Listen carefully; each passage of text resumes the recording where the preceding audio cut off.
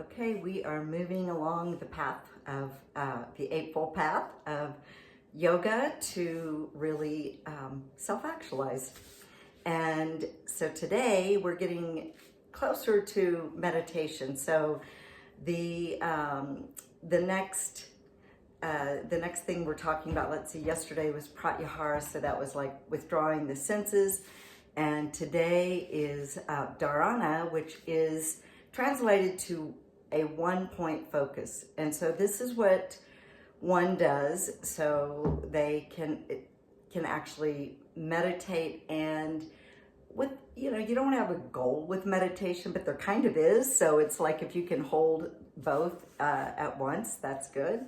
So it's the idea is if you can really relax enough in meditation that you can transcend and be in a realm that is beyond your beyond time and space. So in order to do that, you want to really practice developing very, very good focusing skills. And so this is why, depending on the type of meditation or the tradition, it can be a mantra, which is a sound vibration, like Om or Soham. There's a bunch of them, but and it can even be, I love the Sanskrit words because when I was learning to meditate, it's kind of better not to have a meaning attached to the mantra, because just the way the mind works, if there's a meaning, it will kind of take you on a train of thought. So, but do whatever works for you. It can be focusing on the breath and just a body sensation, and the key is your mind will wander. I mean, that is the nature of the mind, and what you want to do is just keep coming back to what you're focusing on. That is the practice of Dharana, is just you either are repeating a mantra in your mind, or you are just paying attention to like your in-breath and your out-breath. Or there's Vipassana meditation, which is where you sort of just allow all sounds to come in, but everything is just treated very neutrally. So anytime you find yourself going down that train of a story, it's no big deal. Like, just go back to the focal point.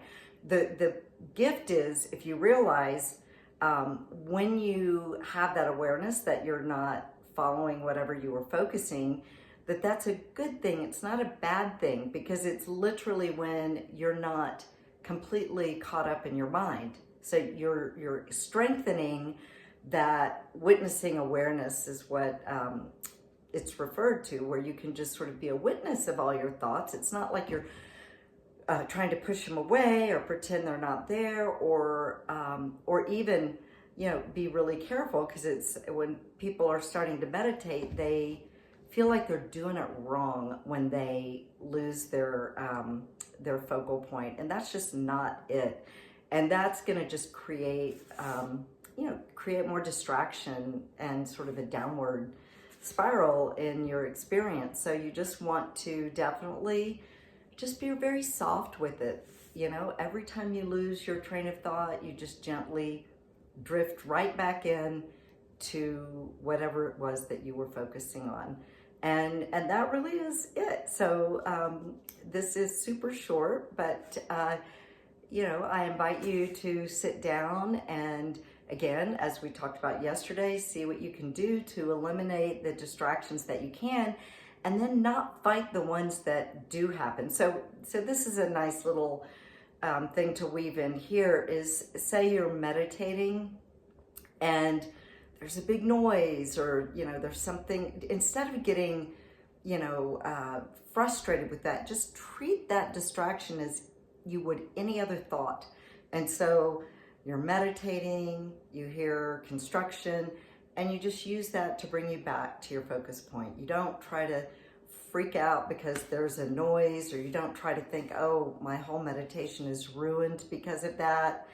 You just treat everything as a thought. And that's even spoken about, like if you have a physical sensation, because sometimes, you know, the thoughts and memories get stored in the body. I've actually taught a meditation class where there was a man in there, and he had like a big shoulder pain, and he actually felt it shift with meditation. So, you know, you sort of just want to really have a neutral mind and like, oh, you know, that's happening. And it's also recommended that, so when you're focusing, that that you treat, whether it be a good like a good thought or a negative thought, you treat them the same. You just let go of them. So it's not about just dismissing, you know, a thought that's not serving you. But if you get into like a really good visualization, you know, that's not, then you're being sort of caught up in your thoughts again. So the Dharana is about learning to let go, and it's like a brain gym. You're exercising your mind to not attach to any of the thoughts, whether they be really fun thoughts or negative thoughts, and just know that you can give yourself permission that as soon as you're done meditating, that sure, you can think about whatever that fun thought was, or do something about that not so fun thought. So and you can, what I learned is important too is in the time that you sit down. This is kind of getting into tomorrow, but just if you're practicing along as we're going through these, make a specific time that you're going to sit. So it could be 5 minutes, 20 minutes, 30 minutes, and no matter what comes up, keep your focus the same. So if you are having a crappy day, don't let that energy stop you from this practice. And if you're having the best day ever, same thing. Like, just look at this as a commitment that you know you are training yourself for a higher state of being, and that we're not judging what types of things come up when you're focusing. We're just remembering to always come back to your focus of choice. All right, hope you're enjoying these. Thank you.